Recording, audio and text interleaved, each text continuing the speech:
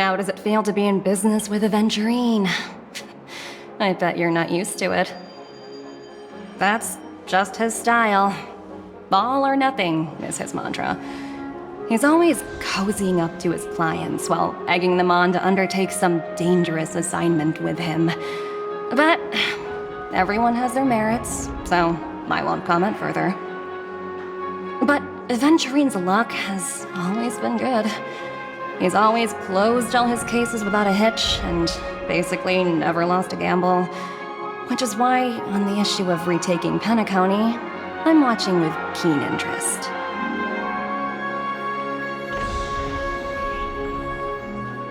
As for the 2 cases, apologies, but I don't have much info on them either. All I can do is ask you to keep digging for more details.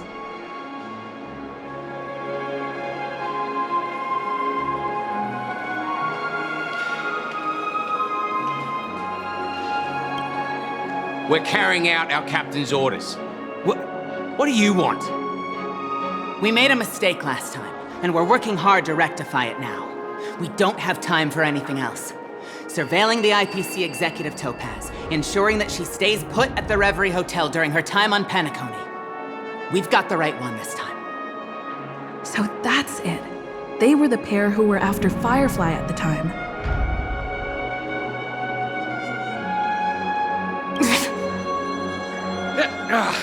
It's you again. Back for more trouble? We're not afraid of you this time. Well, spit it out. Stop bothering us if you've nothing important. So you know each other.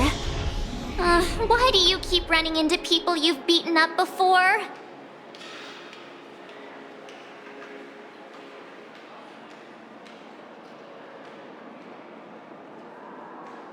Oh, sheesh, why do you keep asking me that? We're in the middle of investigating a murder case for the family. May we speak to your captain about it? Well...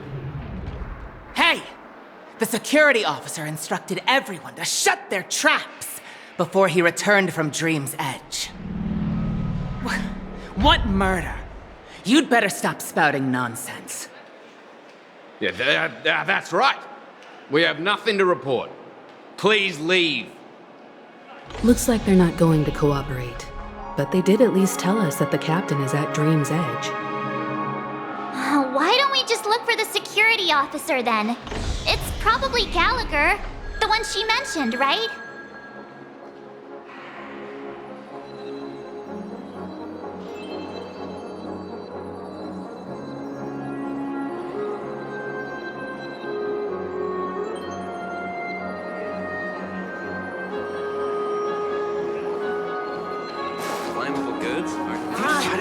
Even if we stood on each other's heads, this statue would still be taller than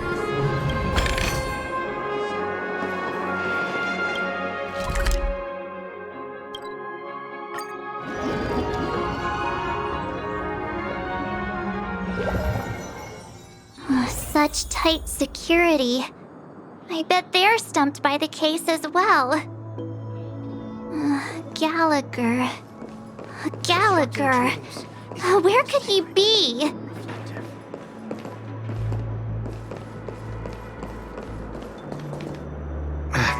Apologies. The Bloodhound family is running an investigation up ahead. No unauthorized personnel allowed. Hold on a minute. I think I've seen you before. The gray-haired one.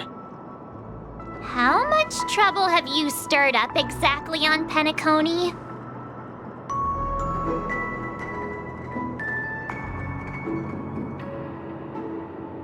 Not possible.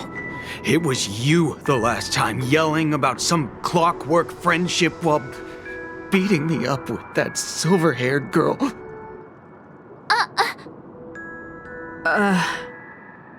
I'm not letting you get by this time. Please leave, or I'll have to get on my knees and beg you. Huh? What kind of heinous crime have you committed now? Hold on, sir. We have documents authorized by the family that would aid your investigation.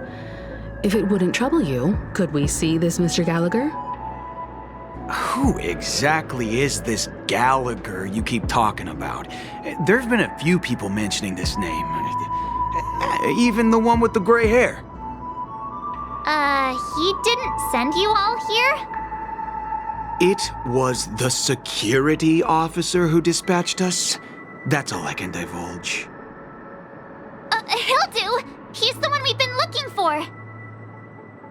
Sorry, no can do. The boss said that since it's a matter of the family's reputation, no one's allowed through. Everyone, please leave. There's really no need for us to make things difficult for each other, right? We're really sorry for troubling you. Let's think of another way. Another way. That's it! Didn't they say something about that? What was it? Clockwork? That got this guy to change his mind. Can you perform it again? That, clocky magic. It's not bad if we're resolving a misunderstanding. Please?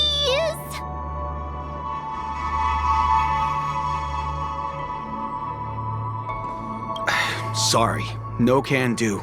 The boss said that since it's a matter of the family's reputation, no one's allowed through. Everyone, please leave. There's really no need for us to make things difficult for each other, right?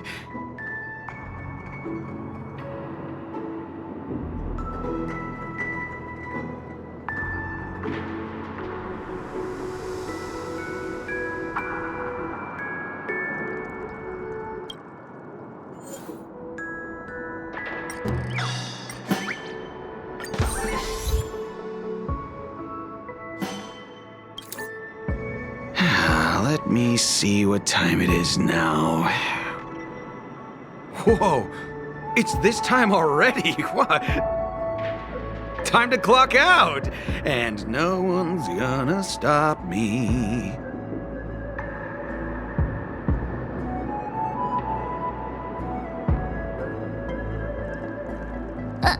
What?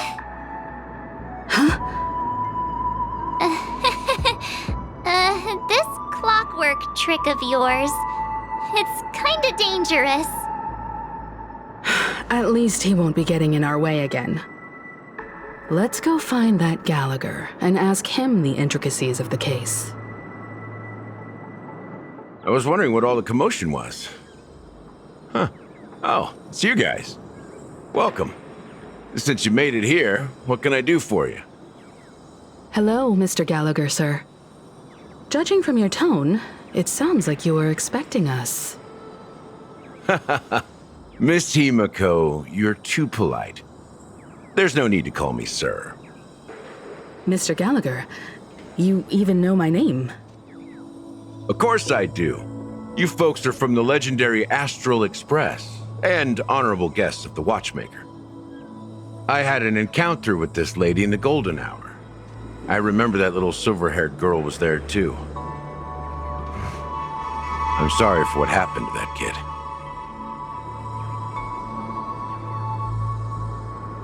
This is also the reason why we've come to visit you, Mr. Gallagher. The Express can't just overlook the death of that child. So we've decided to help the family get to the bottom of it, in the hopes of getting justice for her. The Nameless involved with the family. What an unpredictable twist of fate. Why?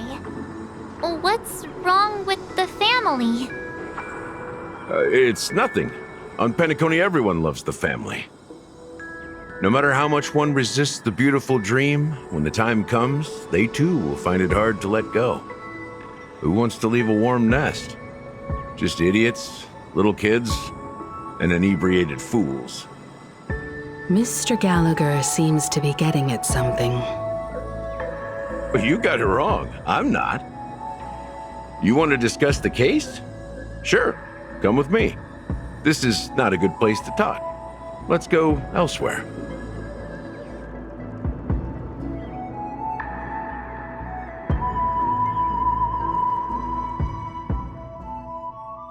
Even after that chilling tragedy, this dream is still running effortlessly.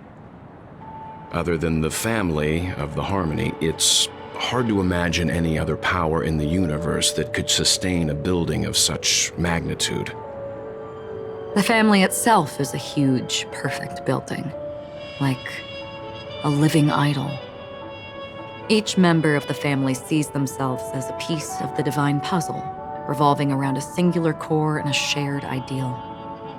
Under their command, they loyally fulfill their roles, offering themselves while also receiving sustenance in return.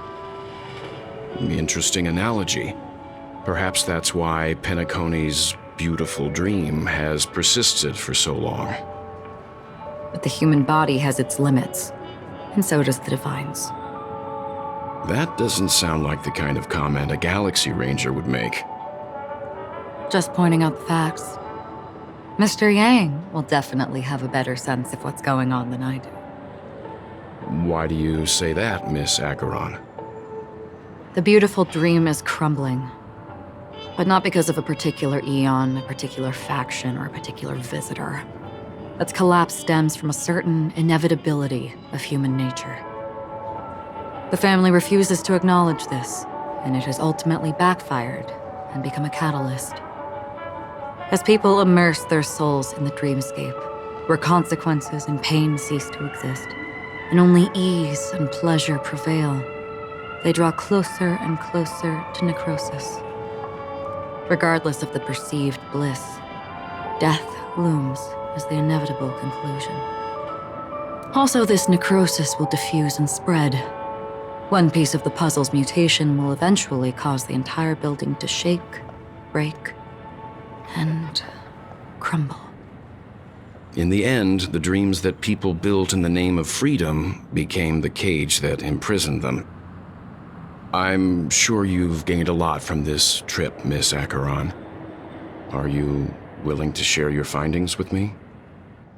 Of course. That's if I remember.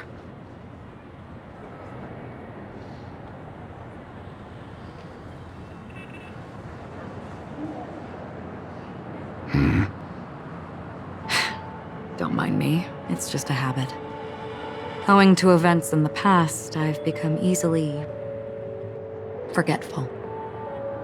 It's only when this sword is unsheathed that those hazy memories start to become clearer. Take your time. That should do it. I vividly remember everything that occurred on Penacony. Ask away.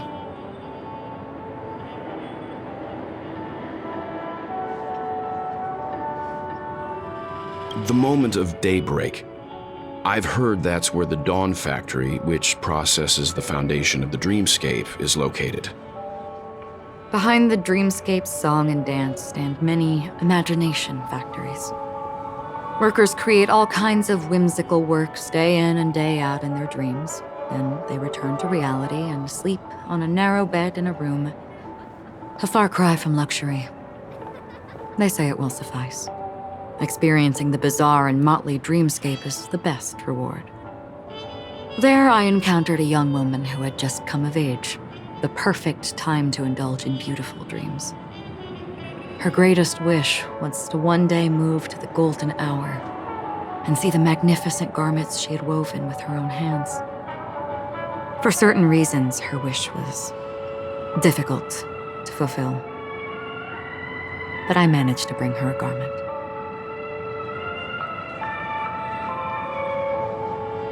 Gilded Hour. It's said to be Penacony's currency center. Yes. It is a fortress-like financial city, the economic heart of the dreamscape. The Pepeshi people of the Alfalfa family are there to keep it running, sending blood that is made from money everywhere on Penacony. Everyone there is exquisitely dressed and always in a hurry. The greatest wish of the local Pepeshi people is for their future generations to work in the Gilded Hour. I've never met anyone who is willing to talk. I could only stand at the crossroads, watching crowds of people hurrying like the wind through the jungle of steel, only to deposit the alfalfa credits that they'd earned into the bank's vault.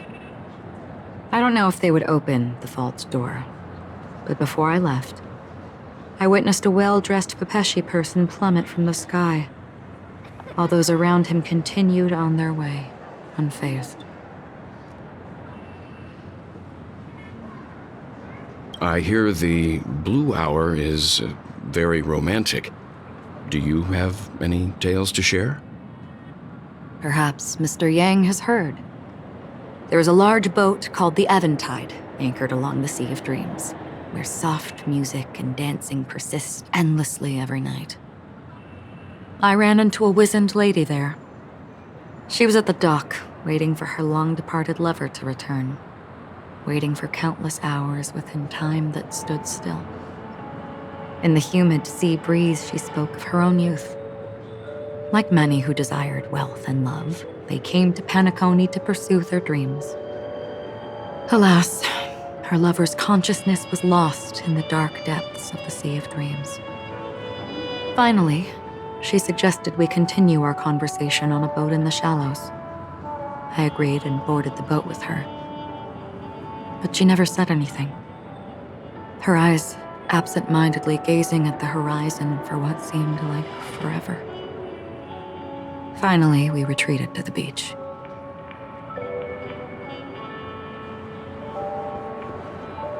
The dreamscape of chic, luxury, and consumerism, the moment of dusk. My companions have been there too. Then you all must have seen those who are attempting to realize their dreams. Or have realized them. Scattering money as if it were dust and betting it on all or nothing. Everything has a price, and everything can be bought or sold. Even dreams themselves. I saw an Intellitron there, who was preparing to auction himself. When someone wins a bid under stipulated periods and rules, he would do the buyer's every bidding, becoming that person's very possession. That Intellitron had been auctioned off 12 times, and I participated in his 13th. That was the grandest banquet I had ever attended.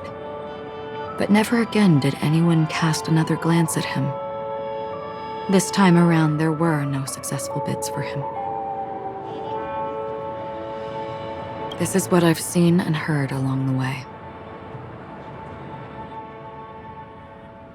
Someone once said to me, Penacony wasn't like this a long time ago, nor should it be. I've traveled through the reality and dreamscape of the planet of festivities, watched the tides of night rise and fall when time stopped for people, where the spirits of the rich and impoverished remain forever fixed on their own scales. This is why I think the collapse of the beautiful dream is inevitable. There might be a way to change everything. Perhaps. But if this is indeed the world that people desire, if this is precisely why life chooses to slumber, should we still seek to change it?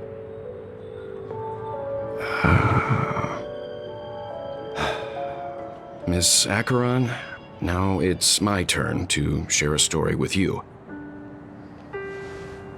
There was a man from my homeland who, at a time when the world was grappling with deep, unhealable pain, made a choice.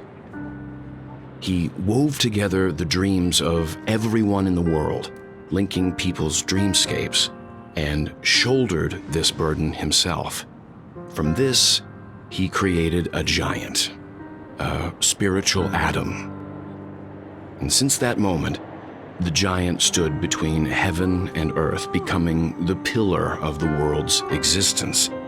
As a price, those who found it hard to move forward, who could not advance, forever lost their future.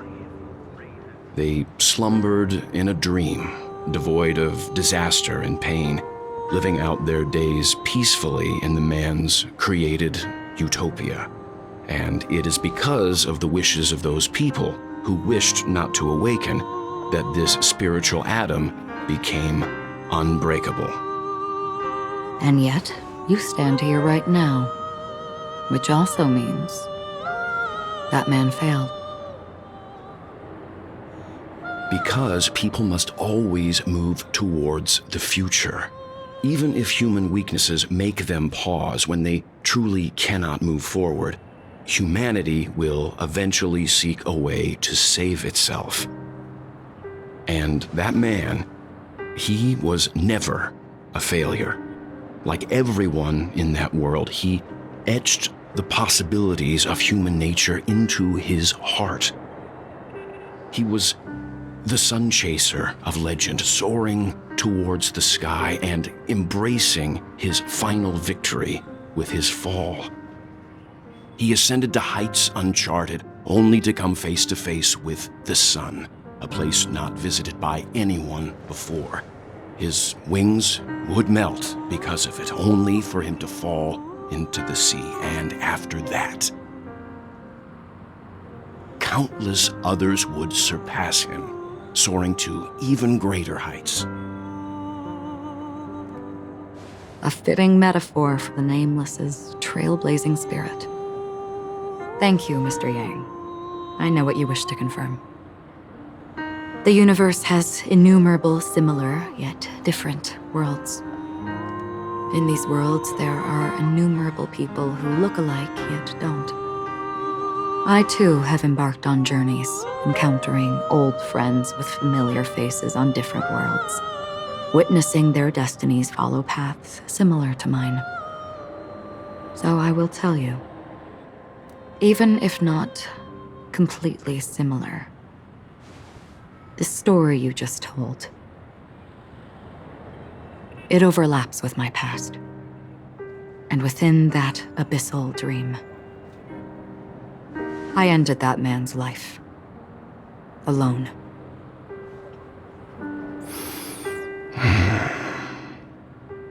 I am not who you think I am. Nor will my home be as fortunate as your world. I am sorry. It's fine. I don't mind, so long as I can alleviate your suspicions. There's something I still wish to know, Miss Acheron. Under that representation of the hunt, exactly what sort of power is it that has motivated your solitary journey thus far? Mr. Yang, before answering that question, I wish to continue the previous topic. I like your analogy very much. Indeed, birds are born to fly. But in a distant past, their ancestors could only gaze at the sky in envy. They saw that faraway ray of light from above the heavens, piercing through the clouds and blanketing the earth. And so, time and time again, generation after generation, the birds spread their wings and took to the sky, attempting to touch its ceiling, all because the sun was there. Then, what if the last bird finally soars into the sky, only to realize that the end of the light is not the sun, but darkness? Then why, exactly, do we even walk towards the light?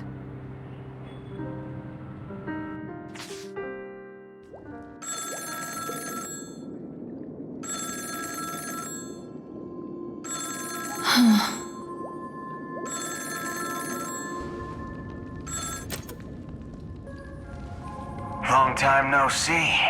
Having fun on Penacony? Acheron? This voice, it's not Constance. Could it be her companion? Though I don't know exactly what you are, or what you're up to, my bullets will find you. Until then, you best find a casket store on Penacony and ask the owner to reserve a good quality casket for you, imposter. Imposter? I see. She gave my whereabouts to someone who's tracking Acheron too. Who are you? Huh? Did I make a mistake? Who the heck are you? I'm the Garden of Recollection's memo keeper.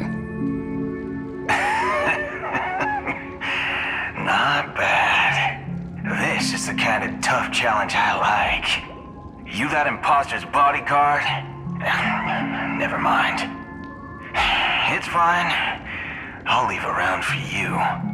So get that forehead clean and wait for me. I don't know what you're talking about, but you know Acheron, the Galaxy Ranger, yes? I have something to ask you. Are you asking me to write your will? Sure. Go ahead. Not quite. I only want to ask, how exactly did she become a Galaxy Ranger? She's clearly not a path strider of the hunt, but you are, aren't you? Tell me, what's Acheron's deal?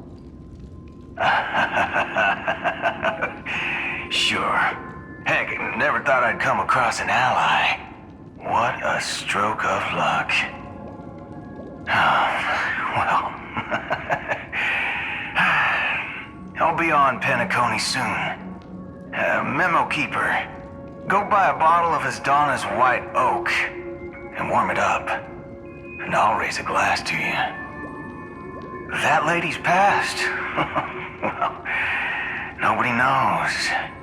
But if all you want is a simple answer, sure, you best get a chair and take a seat. That woman, named Acheron, is an emanator who should not exist.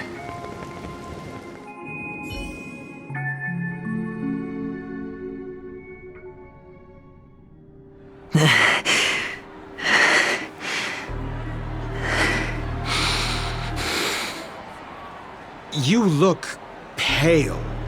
Or is that also part of your act? I didn't think you'd have the nerve to show yourself. I thought this was exactly what you wanted. After all, I faithfully fulfilled my duties as you instructed. Just tell me if you can't hold on any longer. So, the genius of the Council of Mundanites wants to be my Undertaker now. My, what an honor. Yes, and I'm pretty sure the people at the Strategic Investment Department would love to be notified of your death in due time. But let's not forget, you won't be seeing them, because I'm the manager of this task. Great. Then tell your people that Aventurine is ready to go in 17 system hours. Oh, you've got a lot of nerve. How exactly do you plan on completing your task while your hands are tied by the Harmony? Well, my conversation with Sunday convinced me that there's a traitor in the family, and that they hold the secrets of Penacony. So, I took the opportunity to set everything in motion. I even managed to recover the gift money. Things haven't gone this smoothly since I walked through the doors of the Reverie.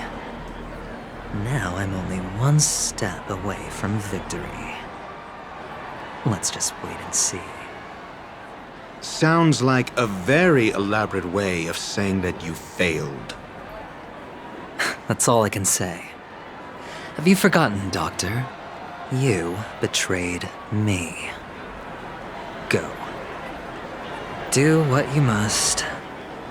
I look forward to the sight of the IPC fleet surrounding Penacony. You've achieved what you desired, haven't you?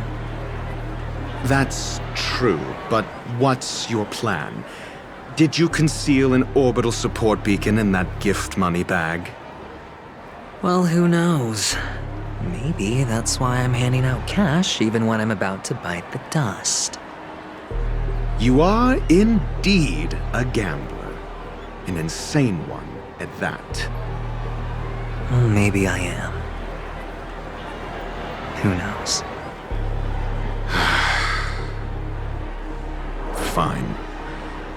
Here, take this. Open it when you're on your last legs.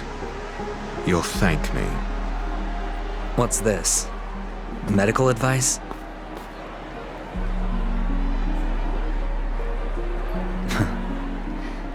You catch on pretty fast, Doctor.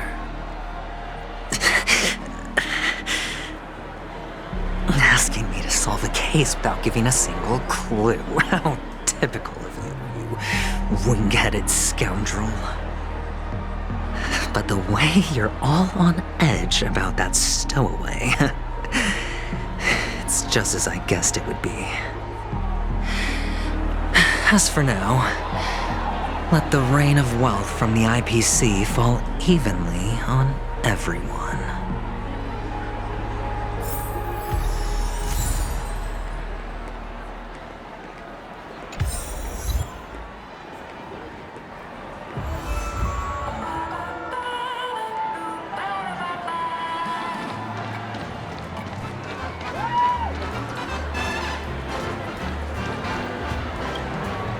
Would you be willing to support my performance?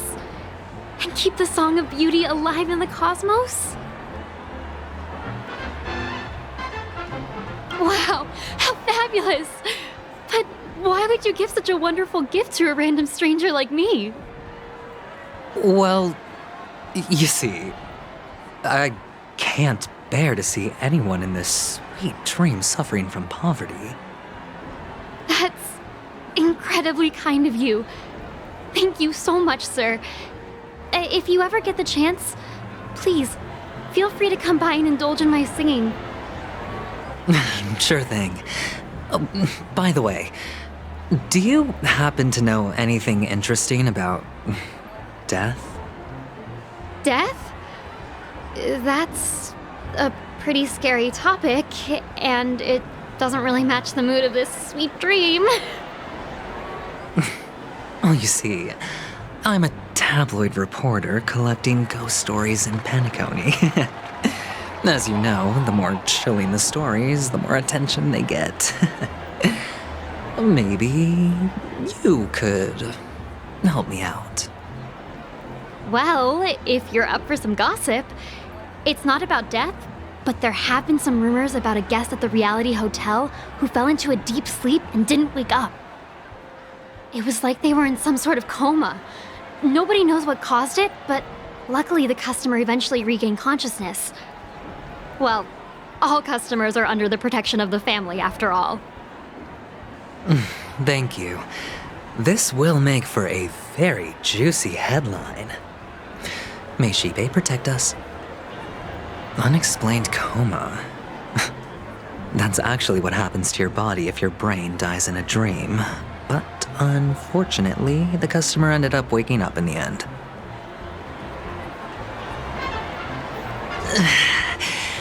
I can feel something inside my head. Is the harmony starting to kick in?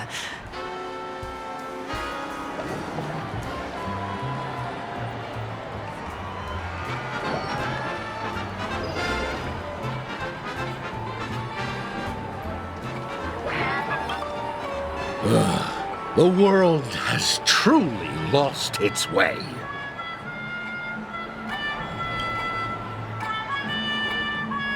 You... Wait. I get it now. This is some sort of prank show, right? You must have some cameras set up around here to film yourself doing good deeds, right? You youngsters are always looking for a quick way to get an audience. But you know what? A truly great show never comes easy. Oh, a great show will start soon, old man. But before that, I need to ask you something. Do you know where I can find death in this dream? Ah, I see. Another fearless youngster looking for death, huh? Well, let me give you a piece of advice. Don't think you're the first one who's ever thought of that idea. Death? Not even remotely innovative. I bought it from Dr. Edward. He claimed it was some exclusive fancy schmancy stuff. Oh, what a disappointment. The effects were awful. First, some monster covered in eyes stabs you in the gut, and then all you see are blurry glimpses of buildings and lights.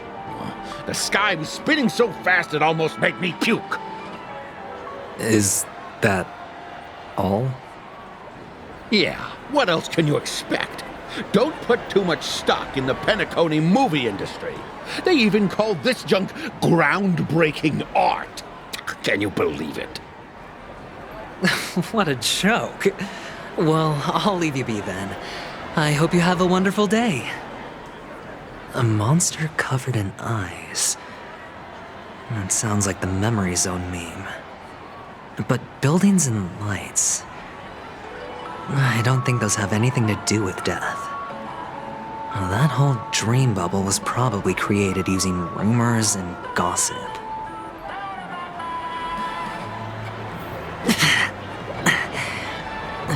The disturbing voice in my head. It's getting closer. Take care, my friend. If you ever find yourself in danger, remember that the hounds are always ready to help.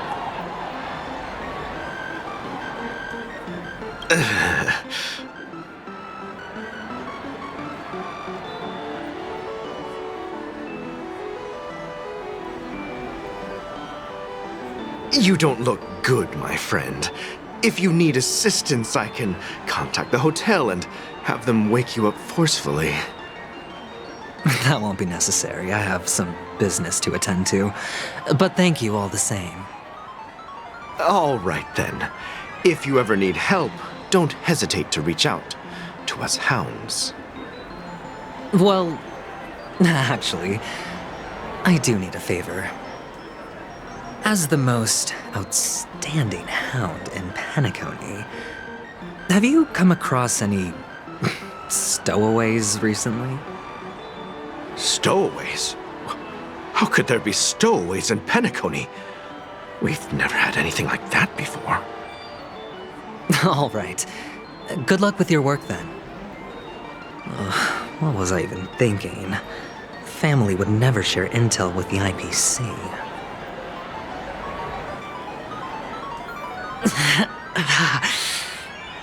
Does everyone have to go through so much torment before joining the family?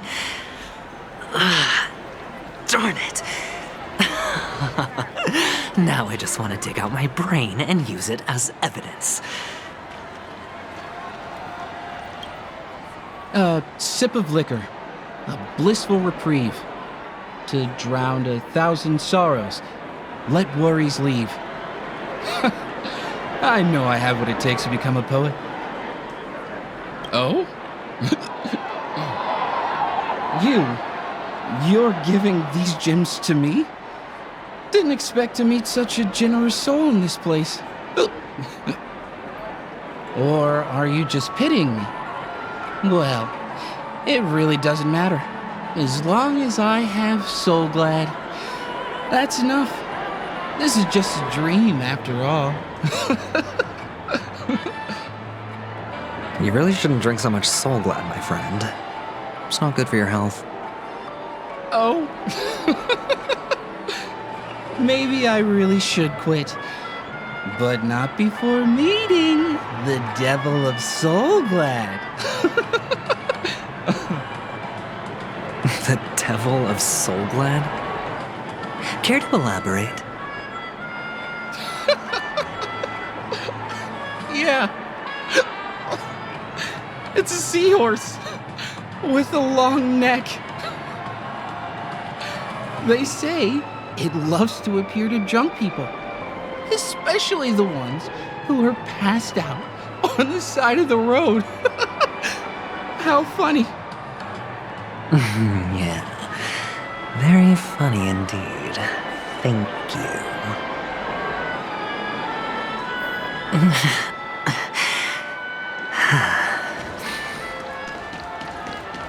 Please do not hit this. This is the one.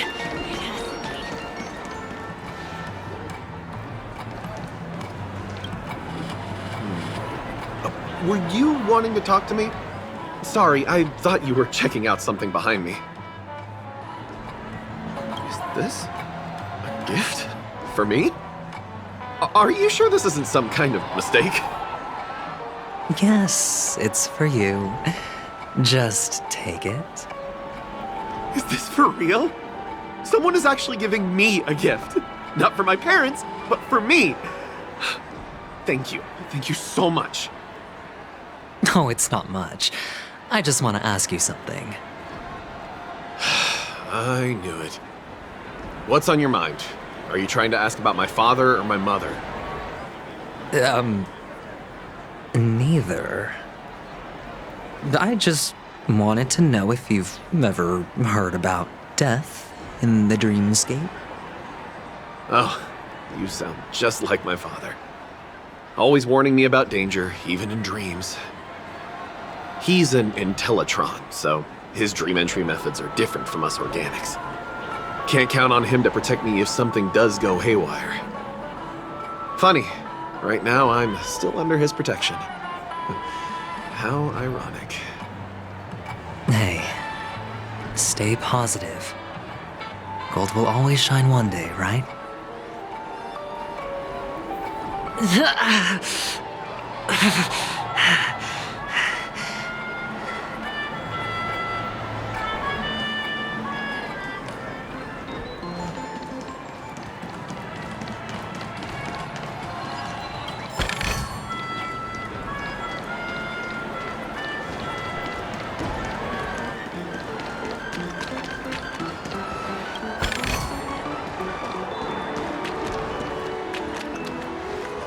The one. It has to be.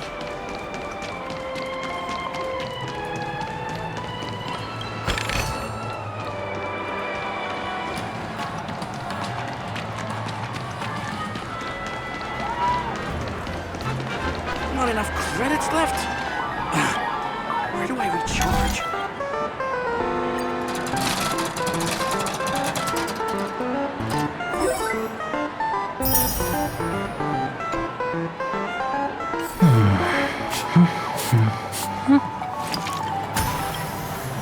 You want to talk to me? Sure, but nothing too sensitive, okay? Huh. Wealthy people have fancy ways to enjoy this dream. But to be honest, I've never seen anyone who gives out money to others like you. So, are you trying to be the prince from the tale, handing out his gold leaf garment and melting his lead heart in the fire? I'm flattered. I'm no prince, and I just thought these gems would help you speak. So, as an investigative reporter, maybe you've heard something about death? Another curious soul. I see. Well, that was actually the topic I was most into when I entered the industry. But my boss shut it down. How did your boss talk you out of it? Well, she simply said, covering baseless urban legends like that would make us look like some third-rate tabloid. I thought about it, and she had a point.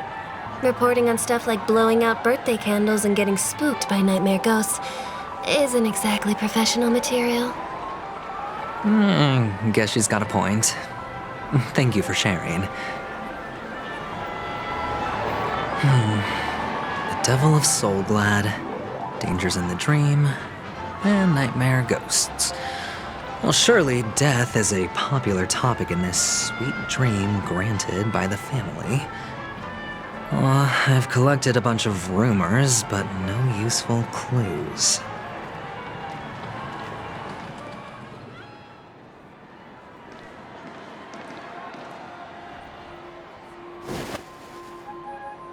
Remember what I said. You Sigonians are better off hiding in the sewers. Look at you, snooping around and sticking your nose everywhere. Is the smell of death so enticing, my fine fellow? Oh, it's you, masked fool. I should have guessed it. You're the imposter who appeared on TV after Robin's death, right? I heard you got caught by the family. I gave you a clear clue. Befriend a mute. Simple and straightforward, you know? And what did you do? You messed it up and ended up as their prisoner. I told you to make friends with a mute, not become one yourself. You really let me down. What do you mean? You know better than I do. Who watched the little songbird that couldn't sing perish right before their eyes? You did, Blondie.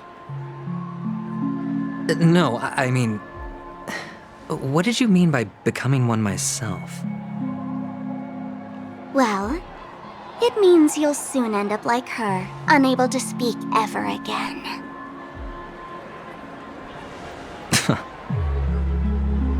But it's a good thing if you ask me, because... Because I'm getting closer to the truth, right? Oh? Why else do you think I'm handing out cheap trinkets all over the streets, fool? All part of the act. Fool's bait. The more pathetic I seem, the more likely you'll come sniffing around. So, now that I've drawn you out, will you reward me with an answer for my efforts? Why should I help you? Don't you want to see Penacony descend into... chaos? Well, I can make that happen. I just need an answer to one question. Back then, when you asked me to find a mute, did you really mean Robin?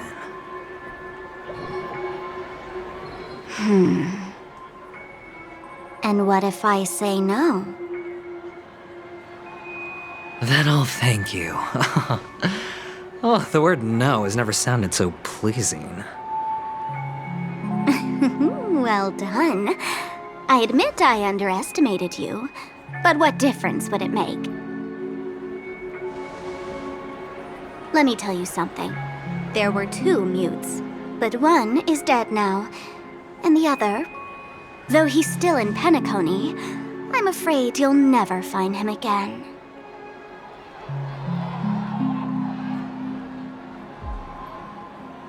Now I'm completely sure that I was on the right track from the beginning and never strayed, fool. Right now, there are only 2 things missing from my grasp.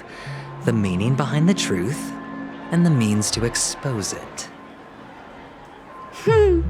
How impressive. That's quite a fancy way of saying I haven't learned anything so far. Not exactly.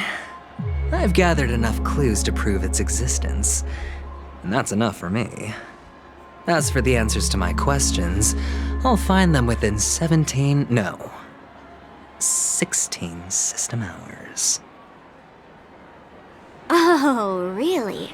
Only 16 system hours? Well, let me lend you a hand. Here you go. This is my precious, mutually assured distraction button, and I have one just like it. When either of us presses it, the other and the whole of Penacony will go up in smoke. If you're really so desperate for the IPC to take over Penacony, blowing up the chessboard isn't a bad idea. Start from scratch. That's where the IPC excels, right?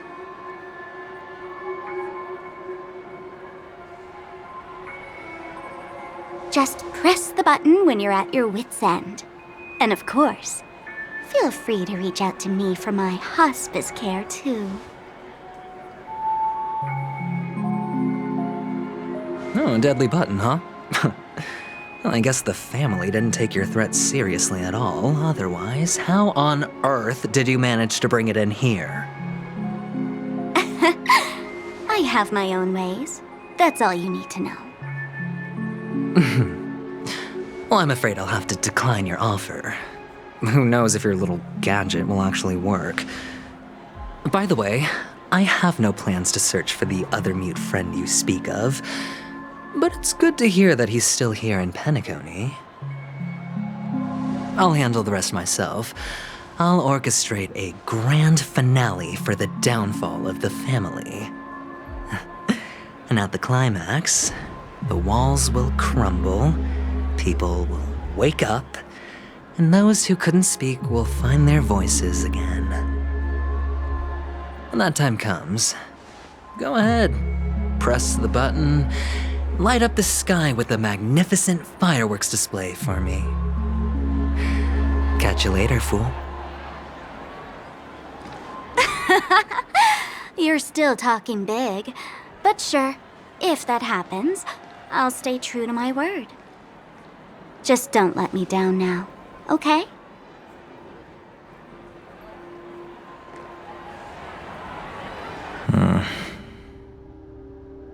So, number 35. You're back. Like your new lucky charm? Can a commodity code really be considered a lucky charm? Silence! I didn't give you permission to speak, you Sigonian hound.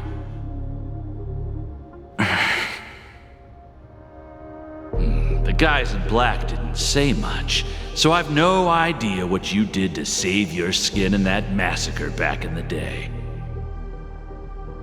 But I figured you must have had good luck, so I bought you. From now on, you and your good luck are my assets. Are we clear?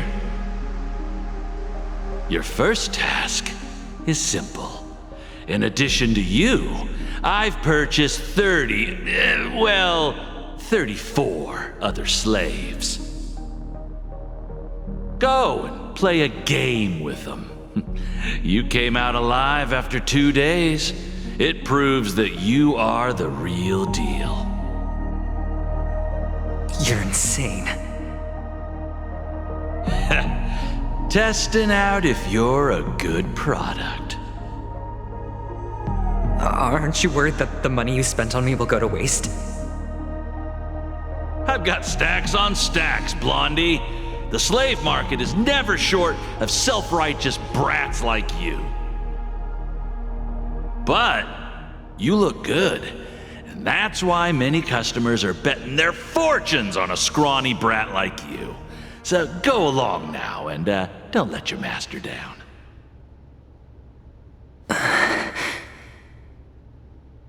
How much did you spend? What? My price. How much did you pay for me? Huh. You really want to know? Well, it was 60 tanba. No more, no less.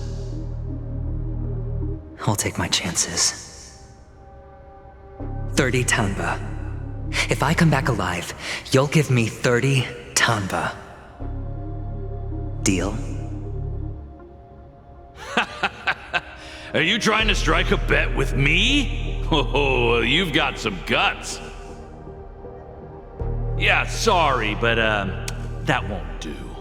Don't forget your place, slave. You're not qualified to be at the table. You're just a chip, a life thrown away in someone else's hands. Either you come back with more chips for your master, or you never come back. It's all or nothing. Don't embarrass me, my lucky hound.